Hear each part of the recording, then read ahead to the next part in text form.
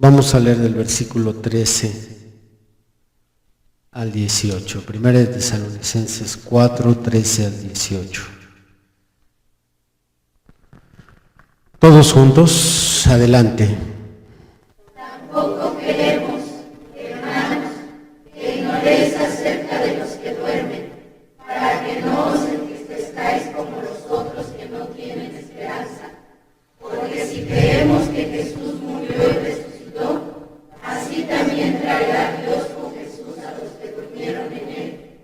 Por lo cual os decimos esto en palabra del Señor, que nosotros que vivimos, que habremos quedado hasta la venida del Señor, no precederemos a los que durmieron, porque el Señor mismo con voz de mando, con voz de arcángel y con trompeta de Dios, descenderá del cielo, y los muertos en Cristo resucitarán primero. Luego nosotros los que vivimos, los que hayamos quedado, seremos arrebatados juntamente con ellos en las nubes para recibir al Señor en el aire, y así estaremos siempre con el Señor. Por tanto, alentaos los unos a los otros con estas palabras. Quiera Dios bendecir a sus hijos. Entramos en el penúltimo tema de una serie de estudios escatológicos titulada El fin de los tiempos. Nuestra serie se compone de 7 estudios y de un estudio extra que sirve de plataforma a estos 7. Obviamente, este estudio, que es la plataforma, se dio al inicio de la serie. Y la serie completa describe 7 eventos apocalípticos mayores, porque hay muchos eventos que narra la Biblia sobre el fin de los tiempos, pero hay 7 eventos mayores, los más grandes, y los otros eventos menores se conectan a estos 7 eventos mayores. Nuestro tema del día de hoy es el juicio final. Este es el penúltimo evento mayor que acontecerá en la historia de la humanidad. En realidad casi no hay discrepancias sobre lo que será o sobre lo que sucederá en el día del gran juicio del trono blanco. Aunque claro, nunca falta un prietito en el arroz, pero aún así podemos decir que el 99% de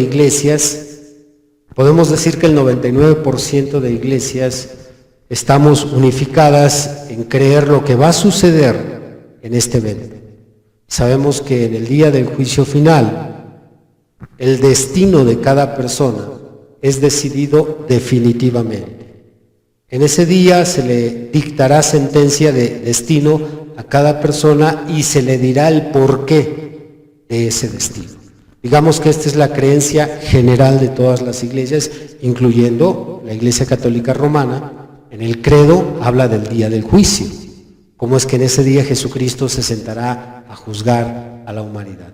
Por tanto, tocante ese punto, doctrinalmente, no hay nada que discutir, no hay nada que unificar, porque todos concordamos en esto. Aunque no hay discusión sobre este evento, no todos los cristianos tienen un conocimiento completo de otros eventos menores que sucederán o se conectan al juicio final. Y en este estudio nos vamos a dedicar a ver esos eventos menores que se conectan y se desarrollan durante el juicio final. No obstante, les recuerdo que en cada uno de estos temas no estamos entrando en detalles. Estamos dejando mucha información flotando y mucha información pendiente. No por falta de luz, no por falta de capacidad ministerial, sino por falta de tiempo. Van a quedar infinidad de cosas pendientes. Así es que vamos a comenzar nuestro tema abriendo el libro de Apocalipsis y vámonos al capítulo 20. Y la iglesia le da la gloria y la honra a Jesucristo. En algunos temas, como en el de hoy, seleccionamos pasajes contundentes y objetivos sobre el tema, como es el que vamos a leer ahorita. Aunque hay otras referencias sobre el día del juicio, este es el pasaje más completo que nos describe cómo sucederá, cómo se desenvuelve y cómo finaliza el juicio. Vamos a tomar el versículo 11, Apocalipsis 20, versículo 11 al versículo 15. Y vi un gran trono blanco, y al que estaba sentado en él, de delante del cual huyeron la tierra y el cielo, y ningún lugar se encontró para ellos. Y vi a los muertos, grandes y pequeños, de pie ante Dios, y los libros fueron abiertos. Y otro libro fue abierto, el cual es el libro de la vida. Y fueron juzgados los muertos por las cosas que estaban escritas en los libros según sus obras. Y el mar entregó los muertos que había en él, y la muerte y el Hades entregaron los muertos que había en ellos, y fueron juzgados cada uno según sus obras. Y la muerte y el Hades fueron lanzados al lago de fuego. Esta es la muerte segunda. Y el que no se halló inscrito en el libro de la vida fue lanzado al lago de fuego. Esto es lo que vamos a estudiar el día de hoy. Tengo mi estudio seccionado en 4 partes. La primera vamos a estudiar el inicio. La segunda, los jueces. Lo tercero, el itinerario. Y lo cuarto, la guerra de Gog y Magog. Repito, el inicio, los jueces, el itinerario y la guerra de Gog y Magog. 4 eventos, 4 conexiones, 4 sucesos que se entrelazan, se desarrollan y conforman lo que es el periodo que dura el juicio final. Así es que vamos a hablar de estas 4 cosas. Prepárense y abróchense sus cinturones porque despejamos hacia el futuro, 1000 años hacia el futuro, ya que este evento es después del milenio. Vamos a comenzar con este primer evento que es el inicio. Este evento del juicio inicia con una resurrección universal. Así es como comienza el juicio final, con una resurrección universal, a la cual llamaremos la segunda resurrección. Y le estamos dando este nombre ya que Juan, el revelador en Apocalipsis 20, le llama a la resurrección anterior la primera resurrección, refiriéndose Juan a aquella resurrección de los santos que se levantaron antes de la segunda venida de Cristo, para unirse a los que quedaron vivos y forman parte de la esposa del Cordero, y que serán llevados antes de la gran tribulación. Ya lo estudiamos cuando hablamos de la esposa, también se mencionó en el tema de las bodas. Hay una resurrección que se da antes de que la novia suba en un arrebatamiento de esta tierra. Entonces, Juan, cuando se refiere a esa resurrección de los santos que conforman la esposa del Cordero, le llama la primera resurrección. Por tanto, nosotros le vamos a llamar a esta resurrección universal la segunda. Estamos hablando de que una es antes del milenio y otra es después del milenio, porque viene a ser el inicio. Así es como inicia el juicio final. Inicia con una resurrección universal.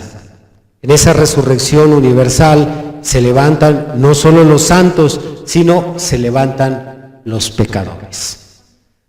En la primera resurrección solamente los que formaron parte de la esposa del Cordero, cristianos que llegaron a una santidad completa y por lo tanto fueron bautizados con el Espíritu Santo, que es el sello o las arras, así llamadas por el profeta mensajero, que nos dan el derecho de levantarnos en esa resurrección. Vamos a leer algunas escrituras que respaldan esta interpretación que estoy dando. Primero vamos a leer una escritura que hable sobre la primera resurrección.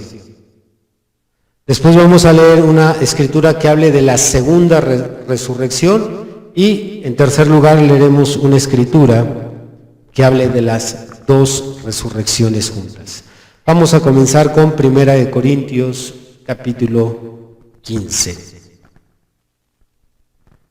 Nosotros hemos estado tomando 1 Tesalonicenses 4, del 13 al 18, que habla sobre el arrebatamiento.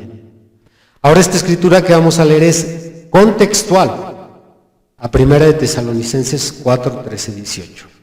Nada más que aquí Pablo agrega algunas cositas extras que no menciona en 1 Tesalonicenses, pero se está refiriendo exactamente a lo mismo, no son cosas distintas. Y ahorita vamos a unir con unas palabras estos dos pasajes. Dice el versículo 51, Pablo está diciendo, he aquí os digo un misterio. Verso 51, he aquí os digo un misterio, no todos dormiremos o moriremos, porque el cristiano cuando muere duerme. No todos moriremos o no todos dormiremos, pero todos seremos transformados. En un momento, en un abrir y cerrar de ojos, a la final trompeta, porque se tocará la trompeta y los muertos serán resucitados incorruptibles y nosotros seremos transformados. Si se da cuenta es lo mismo, nada más que dicho con otras palabras.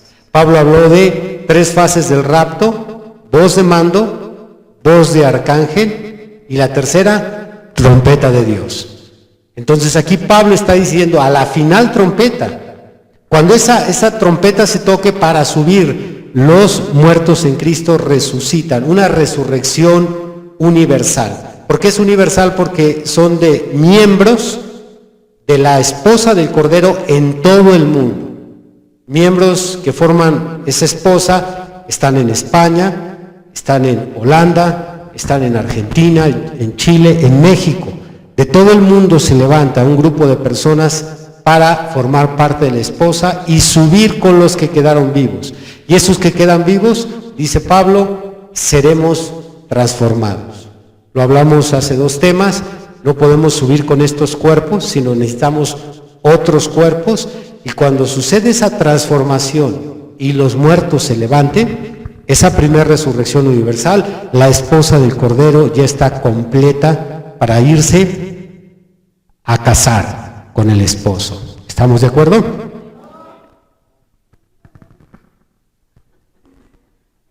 Hubo uno que otro amén. Hallen al culpable, por favor. Fichen quien dijo amén. No, nos iremos al banquete, porque el casamiento ya fue aquí durante esas 7 edades. En la edad de Éfeso, parte de la esposa de Cristo ya se casó con Cristo. Esmirna, Pérgamo, Tiatira, Sardis, Filadelfia, y en esta edad igual nos casaremos. Ya ahorita estamos en casamiento, ahorita en este momento estamos en ceremonia. Ya nada más viene el esposo para llevársela al banquete. Bien, aquí está entonces Pablo hablando de la primera o segunda resurrección. La primera resurrección, que es antes del arrebatamiento, antes de que nos vayamos de esta tierra. Ahora vamos a leer sobre la segunda resurrección, también universal, en San Juan capítulo 5.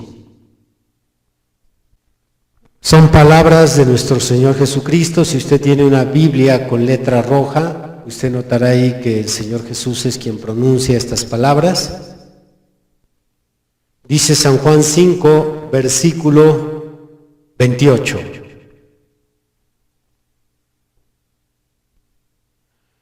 No os maravilléis de esto, porque vendrá hora cuando todos los que están en los sepulcros oirán su voz, y los que hicieron lo bueno saldrán a resurrección de vida, mas los que hicieron lo malo a resurrección de condenación.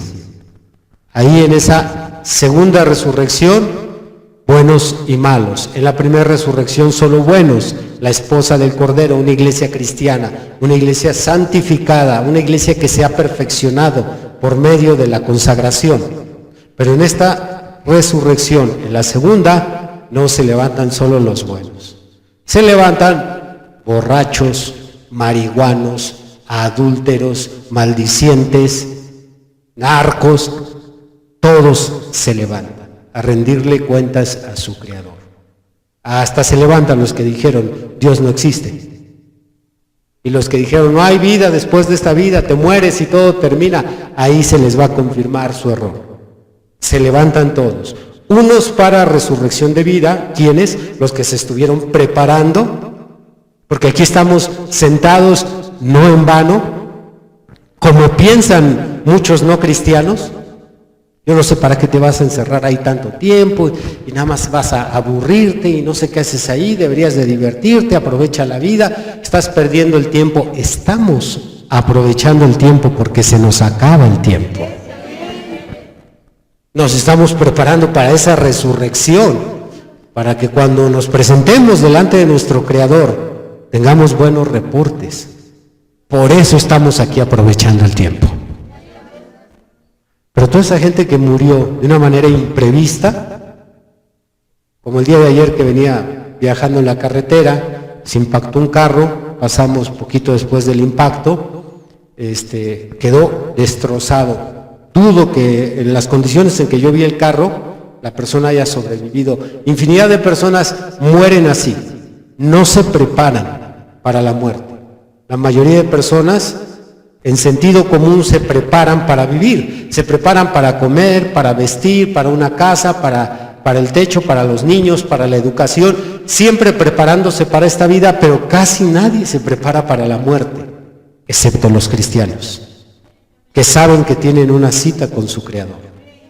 Así es que en la segunda resurrección se levantan todos, hasta se levanta tu compadre que dijo, no, a mí Dios no me hace nada, ahí va a estar también. Todos van a estar ahí. La chismosa de la colonia, la metiche, la loca, la infiel, todos estarán en esa resurrección. Por si extrañabas a la familia, bueno, los vuelves a ver, pero tienes que esperarte porque esto es de aquí hasta 1000 años. Ahora vamos a ver una siguiente escritura que nos describe implícitamente, no explícitamente, pero al analizarla, al desmenuzarla, usted encontrará que en la escritura que vamos a leer se mencionan las dos resurrecciones. Vámonos nuevamente hasta Apocalipsis. Apocalipsis 24 al 6. Dice Juan, y vi tronos, y se sentaron sobre ellos los que recibieron facultad de juzgar. Y vi las almas de los decapitados por causa del testimonio de Jesús y por la palabra de Dios, los que no habían adorado a la bestia ni a su imagen, y que no recibieron la marca en sus frentes ni en sus manos, y vivieron y reinaron con Cristo 1000 años. Pero los otros muertos, fíjese bien, pero los otros muertos no volvieron a vivir hasta que se cumplieron 1000 años. Muy bien. Vámonos despacio, porque si no aquí hay, sobre todo con algunos pastores que malinterpretan este versículo, vamos a tener problemas y no quiero que los molesten. Aquí está hablando Juan, del verso 4 hasta donde dice, se cumplieron 1000 años, de un grupo de personas. Un grupo de personas que tuvieron la facultad de juzgar. Y luego, en el versículo 5, va a encontrar usted un punto final que hace la diferencia de la oración. Ahí es donde está la confusión. Gramaticalmente no se detienen en ese punto. Dice el verso 5, pero los otros muertos no volvieron a vivir hasta que se cumplieron 1000 años. Luego dice, esta es la primera resurrección. Esa frase, esta es la primera resurrección, está haciendo referencia a aquellos que se sentaron en los tronos, a aquellos que estuvieron con Cristo 1000 años, a aquellos que tuvieron la facultad de juzgar. Ese grupo de gente es a quien Juan dice, esta es la primera resurrección. Y ya después agrega, pero los otros muertos no volvieron a vivir hasta que se cumplieron 1000 años. Entonces nos está hablando de que primero hubo una resurrección y después de 1000 años habrá otra resurrección. Claro que aquí tenemos que poner mucho cuidado en la gramática, en lo que es el punto. El punto gramaticalmente indica cambio de oración. La coma solamente es una pausa en la oración. Entonces ese punto hace la diferencia. Y para remachar todavía el clavo, vea lo que dice el verso 6. Todavía lo remacha. Bienaventurado y santo el que tiene parte en la primera resurrección. Bienaventurado y santo el que tiene parte en la primera resurrección. La segunda muerte no tiene potestad sobre esto, sino que serán sacerdotes de Dios y de Cristo y reinarán con él 1000 años. ¡Qué evidente! Quien tiene parte en la primera resurrección va a estar en el milenio. Por lo tanto, tuvo que resucitar antes del milenio. Terminando esos 1000 años, ahora sí viene la segunda resurrección, la de San Juan 5, 28 y 29. Buenos y malos. Qué sabio es Dios que no resucita a los pecadores antes del milenio, si no le echan a perder otra vez la tierra. ¿Qué haría si el Señor se resucita a todos los borrachos antes del milenio? A poner otra vez cantinas y casinos y burdeles. Por eso esos pecadores no resucitan hasta después de los 1000 años. ¿Y para qué? Para un juicio final. ¿Alaban a Cristo?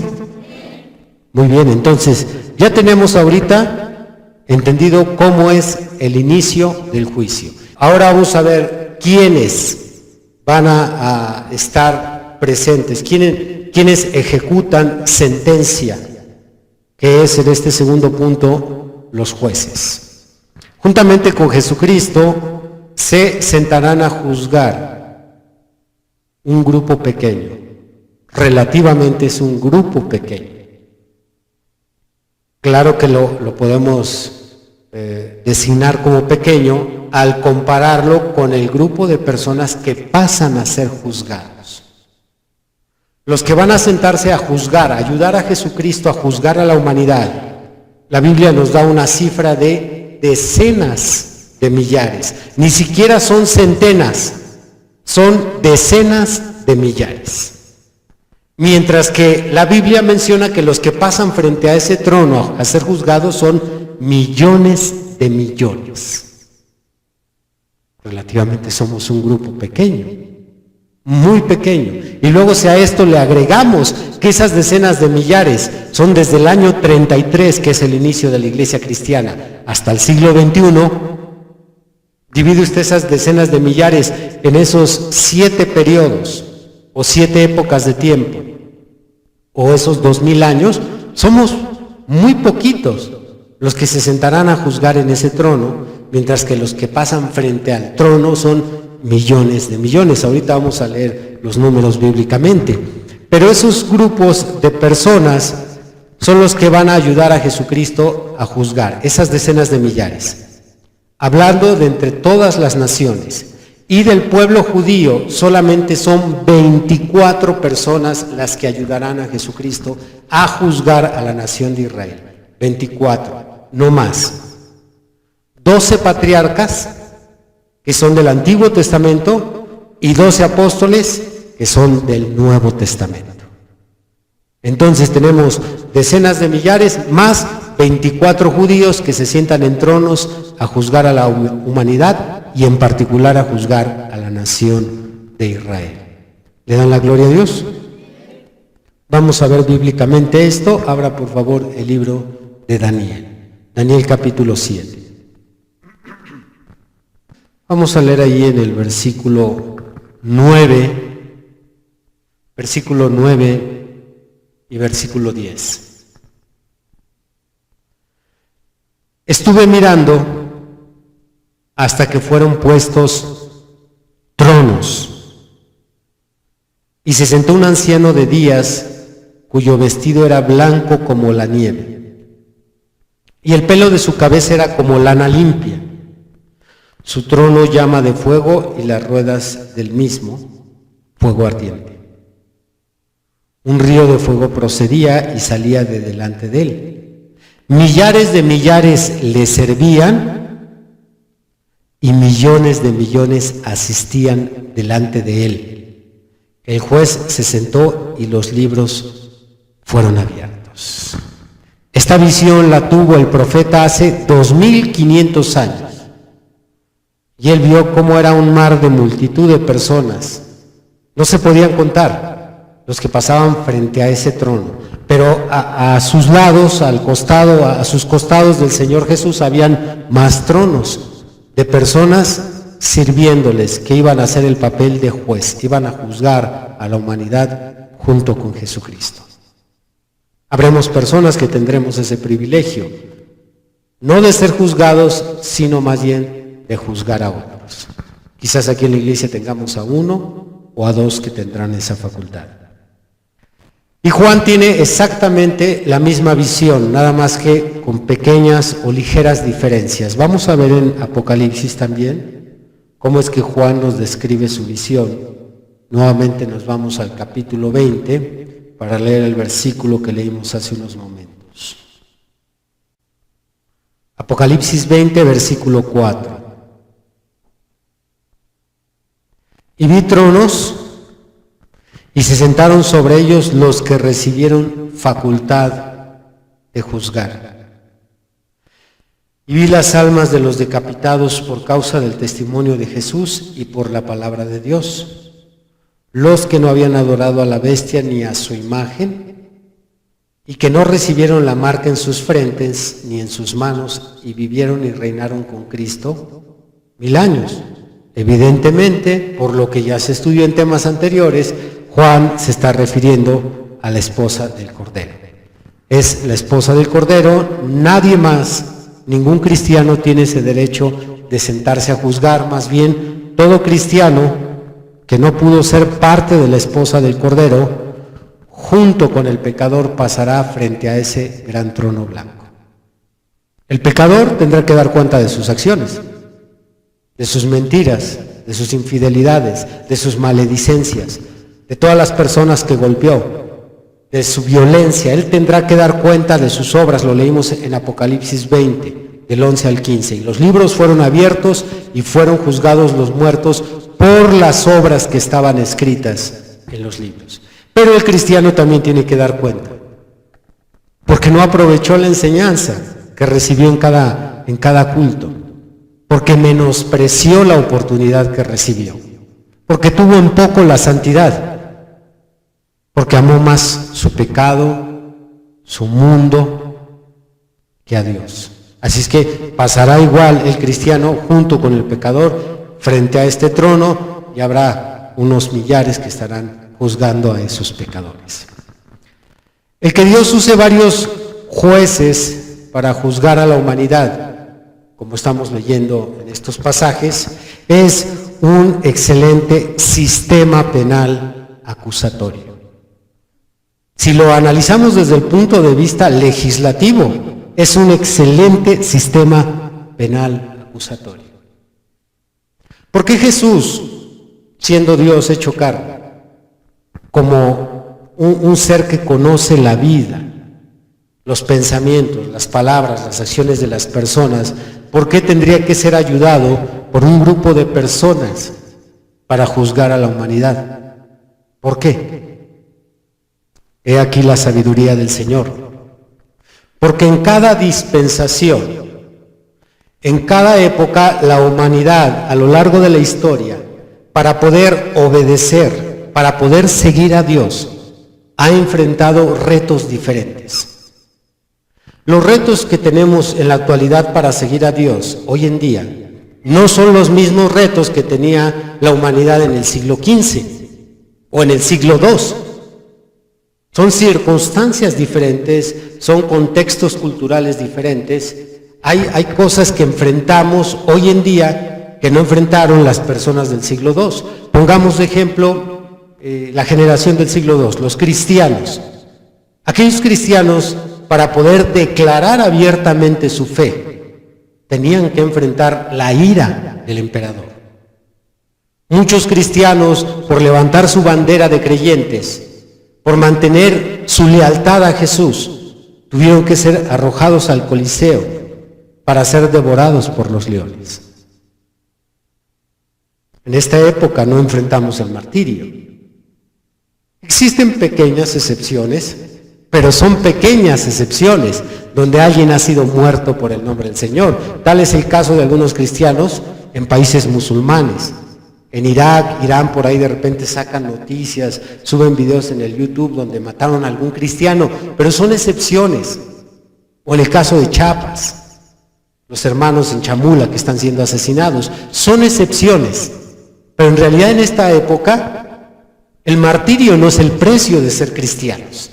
Nosotros gozamos de libertad de credo, infinidad de países en el mundo son laicos desde el punto de vista político y educativo, no se meten con la creencia de las personas.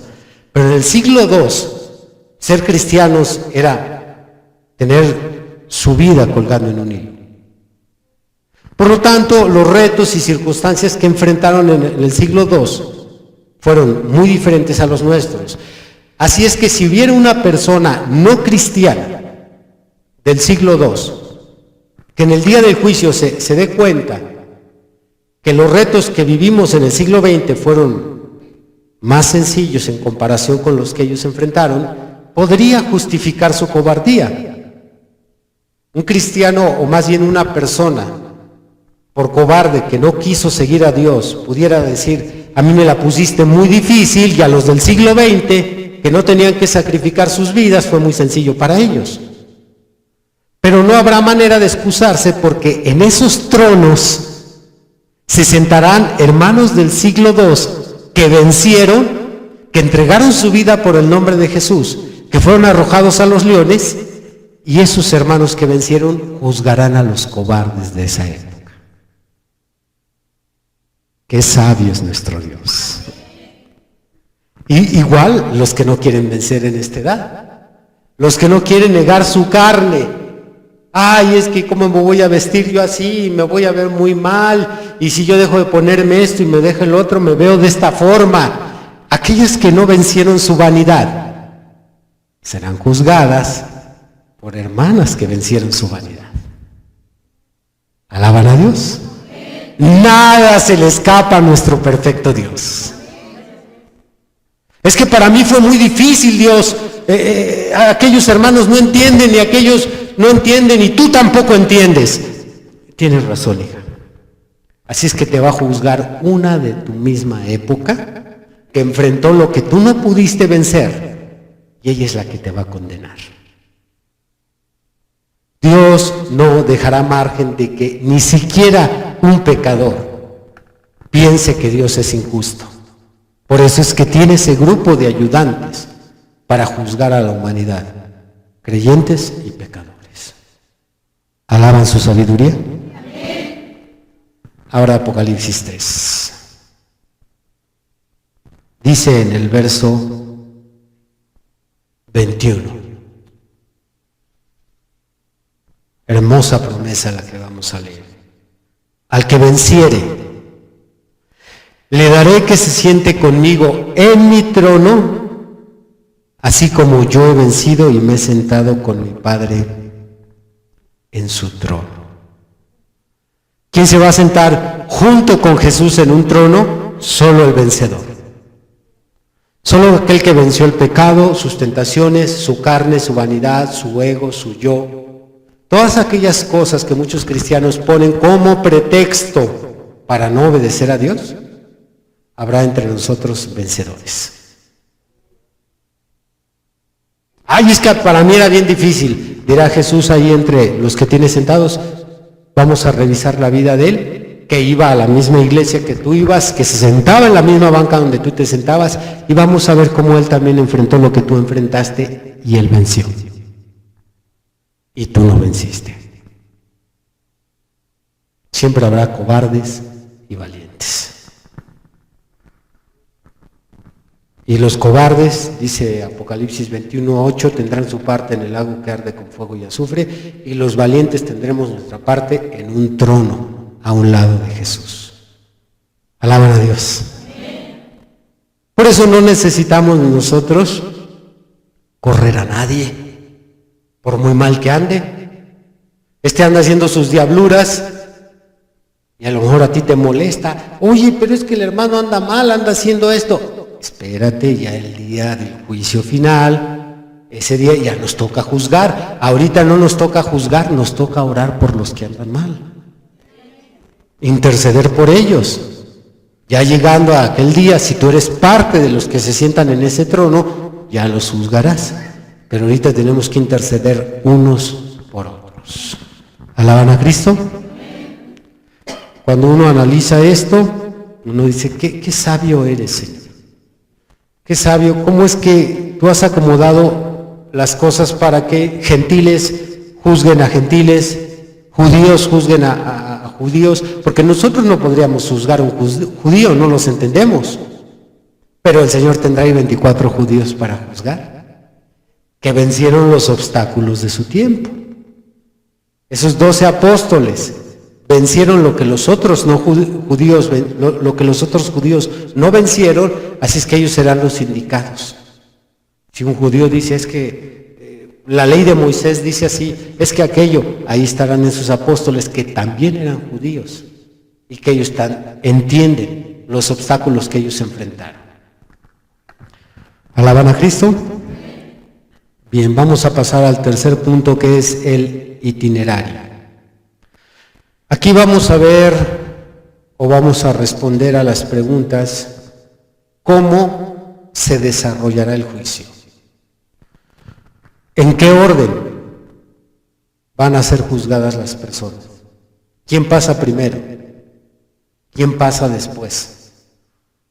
No vaya usted a pensar que nada más se trata de que millones de personas se levantan de los sepulcros y todos están ahí empujando y jalando y tú pasas primero. No, yo no, tú de Tin Marín, no va a ser así. Vamos a tratar de entender que nuestro Dios es un Dios de orden y tiene todo bien organizado.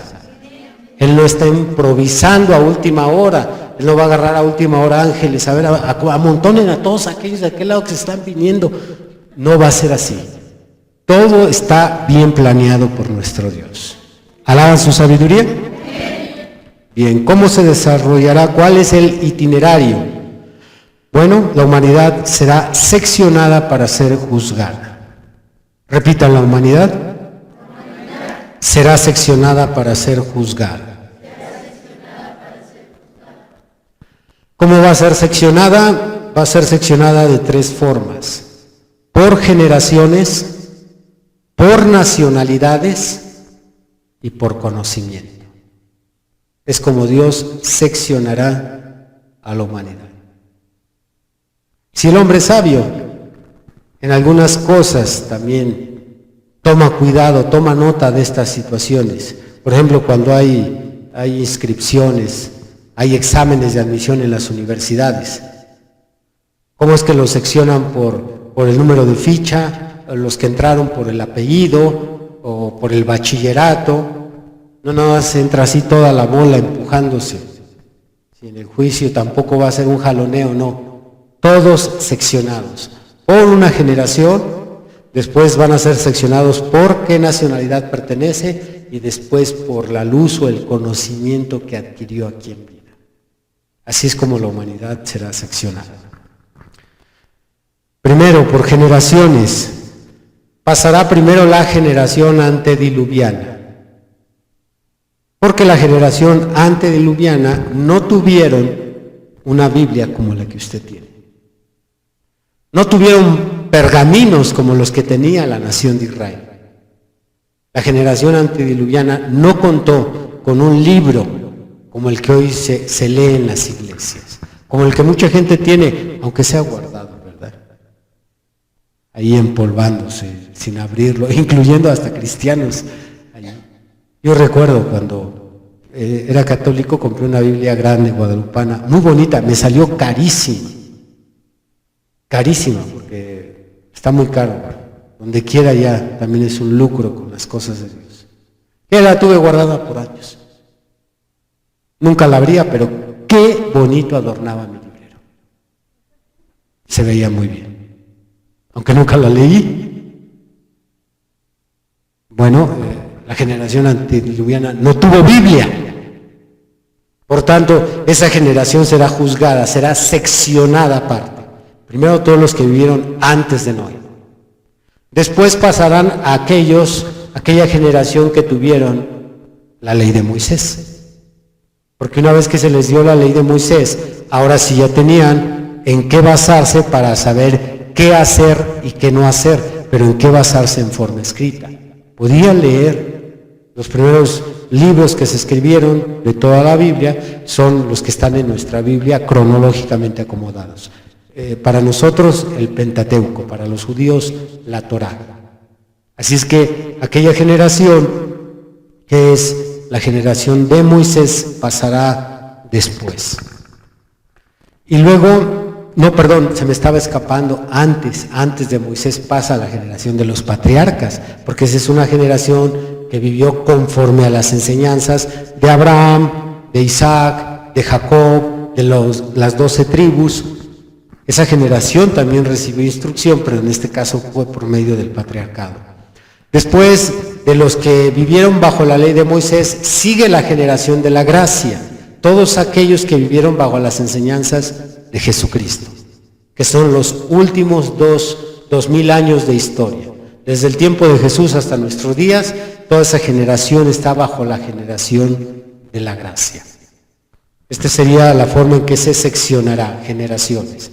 Luego por nacionalidades. Van a ser juzgados los chinos independientes de los brasileños, los mexicanos independientes de los peruanos. Y ahí los chinos no van a pasar al juicio con su Buda y sus amuletos y sus elefantitos en triángulo. Los mexicanos no van a pasar con su virgencita ni con su santito ahí. Nadie puede apoyarse en ninguna creencia, es a rendir cuentas de sus acciones. Pero como estamos hablando de que las circunstancias se van a tomar en cuenta, por lo tanto, cada nación tiene que pasar independiente de las otras naciones. Vamos a abrir Mateo 25. ¿Alaban a Cristo? Mateo 25, versículo 31.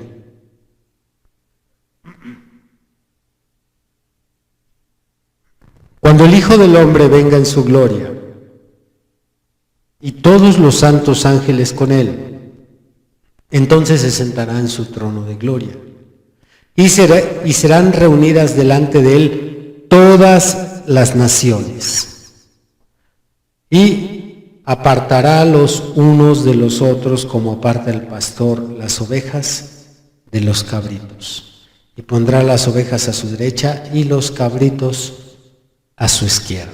Mientras está juzgando a cada nación, se va haciendo la separación. Tú a la vida eterna, tú al lago de fuego.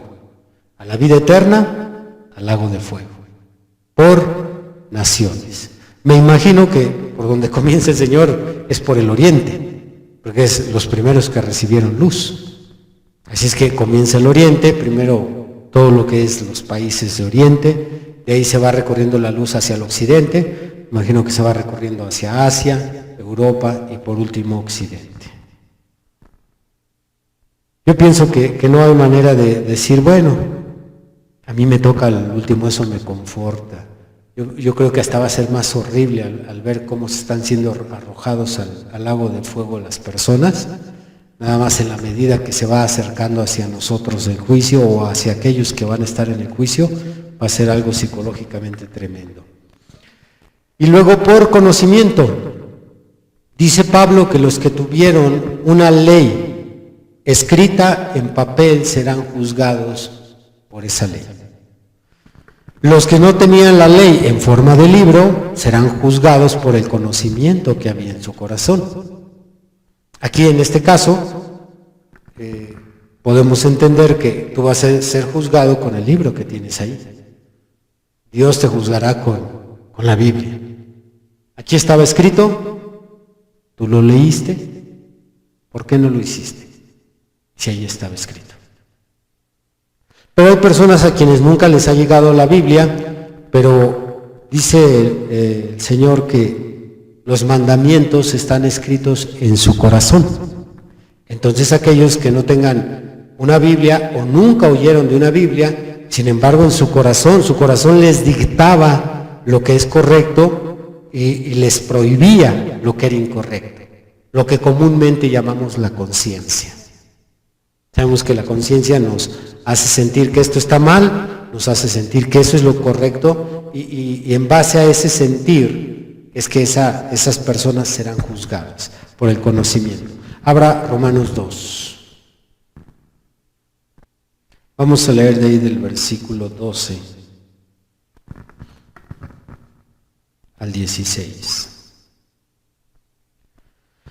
Porque todos los que sin ley han pecado, sin ley también perecerán. Y todos los que bajo la ley han pecado, por la ley serán juzgados.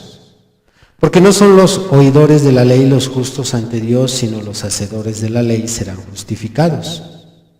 Porque cuando los gentiles que no tienen ley hacen por naturaleza lo que es de la ley, estos, aunque no tengan ley, son ley para sí mismos, mostrando la obra de la ley escrita en sus corazones, dando testimonio su conciencia y acusándoles o defendiéndoles sus razonamientos, en el día en que Dios juzgará por Jesucristo los secretos de los hombres conforme a mi evangelio.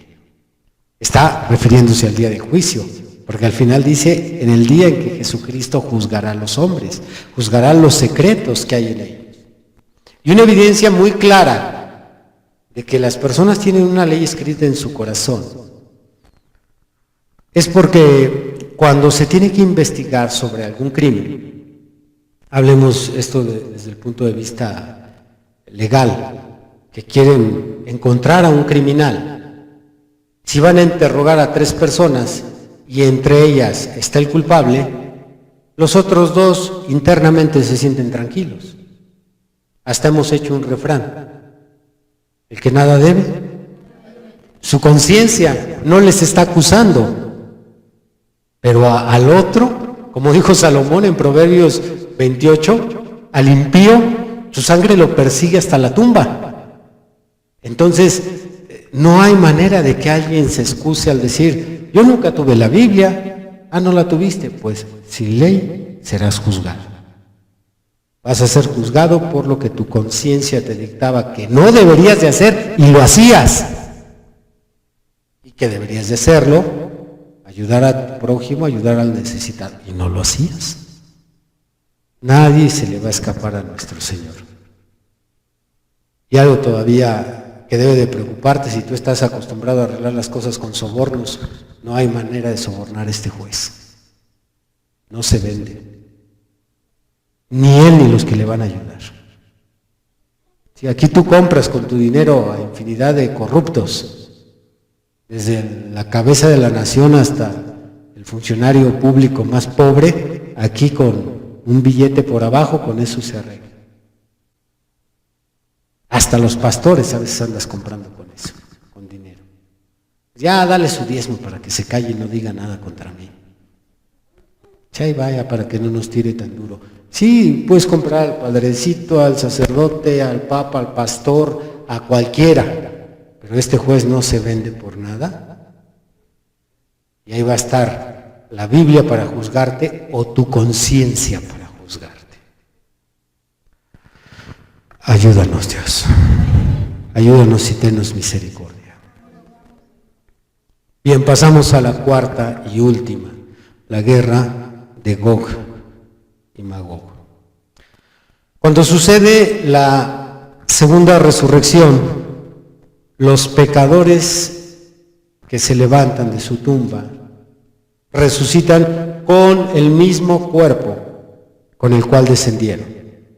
No son cuerpos diferentes, son el mismo cuerpo. Por lo tanto, sienten lo mismo, piensan lo mismo que antes de que murieran. Si acaso se levantan un tanto confundidos y asustados por lo que acaba de pasar. Van saliendo ellos del infierno porque esos 1000 años que fue el milenio. Recuerde que mientras la esposa está aquí en el milenio, los pecadores sin Cristo fueron al infierno, pero ese dijimos que solo es una antesala del lago de fuego, no es el destino final. El destino final es el lago de fuego. Entonces se levantan los pecadores con el mismo cuerpo con el cual el diablo los engañó antes de morir. Por lo tanto, si es el mismo cuerpo, su mismo sentir, su misma forma de pensar, pues van a volver a ser engañados por el mismo diablo. Y como el diablo sabe que ya nada más le queda muy poco tiempo, porque después del juicio final, junto con la humanidad, él tiene que pasar a ser juzgado y va a ser lanzado también al lago de fuego, así es que hace un último intento de vencer a Dios. En ese periodo en que se está desarrollando el juicio, Satanás hace un último intento de vencer a Dios, porque no se da por vencido, hermanos. Ya lo enfrentó una vez en el cielo, lo venció Dios y fue arrojado a la tierra. Ya lo enfrentó una segunda vez en la tierra cuando Dios vino y se hizo carne en su Hijo Jesús. Pues lo venció nuevamente el Señor, pues ahora lo va a volver a enfrentar el diablo. Y así es que Satanás se da a la tarea de empezar a buscar personas para formar un ejército. Y estas personas que va a buscar está entre todas las personas que han resucitado. Él va a empezar a recolectar personas, a empezar a formar este ejército y se va por toda la tierra a juntar personas. Vamos a ver esto en Apocalipsis 20. Apocalipsis 20, versículo 7. Fíjese muy bien, no pierda la pista. Verso 7. Cuando los 1000 años se cumplan, Satanás será suelto de su prisión y saldrá a engañar a las naciones que están en los 4 ángulos de la tierra, a Gog y a Magog, a fin de reunirlos para la batalla, el número de los cuales es como la arena del mar. Son millones de personas, como la arena del mar. Un ejército los va a reclutar en los 4 puntos cardinales. Satanás va a recorrer Oceanía, África, Europa, Occidente o América. Va a estar en los 4 puntos recolectando personas para formar un ejército y enfrentar a Dios. Va a estar el ejército ruso metido en todo esto, porque está Gog y Magog.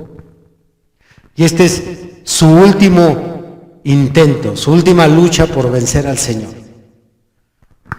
Dice que cuando sea suelto de su prisión, en el tema anterior vimos que es atado por 1000 años, pero aclaramos que no es una cadena de eslabones. Es una cadena de circunstancias. 3 circunstancias le impiden al diablo hacer de las suyas. ¿Lo recuerdan? Nuestros cuerpos perfectos. Jesús está en la tierra.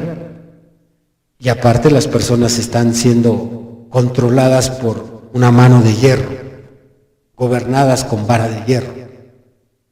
Entonces, esas circunstancias se quitan cuando termina el milenio. Y ahora ya hay otras circunstancias. No pudo engañar a la esposa porque ya estaba sellada y tenía cuerpos perfectos, pero ahora resucita gente con el mismo cuerpo de pecador. Y a eso sí puede volver a engañar. Así es que los vuelve a reunir para pelear contra Dios en esta última batalla. Ahora, ¿por qué de los 4 ángulos de la tierra? Porque cada persona va a resucitar en el lugar donde fue enterrado. El que fue enterrado en México resucita en México. Si tú no tienes una mente espiritual y a lo mejor pensabas, yo nunca he conocido, me gustaría conocer Escocia, ojalá resucite en Escocia. No. Si te enterraron en el rancho de tu abuelo, ahí es donde te levantas. Donde te entierran en Argentina, en Chile, cada persona donde lo entierran, ahí mismo, se juntan los elementos, Dios da la orden, y los 18 elementos que forman el cuerpo humano, otra vez se reorganizan y la persona se levanta. Ahí, por eso Satanás recorre la tierra para engañar nuevamente a la humanidad. Y la la logra engañar. Y entonces sucede esta última batalla, que es la batalla de Gog y Magog, y el destino nos lo dice ahí en el versículo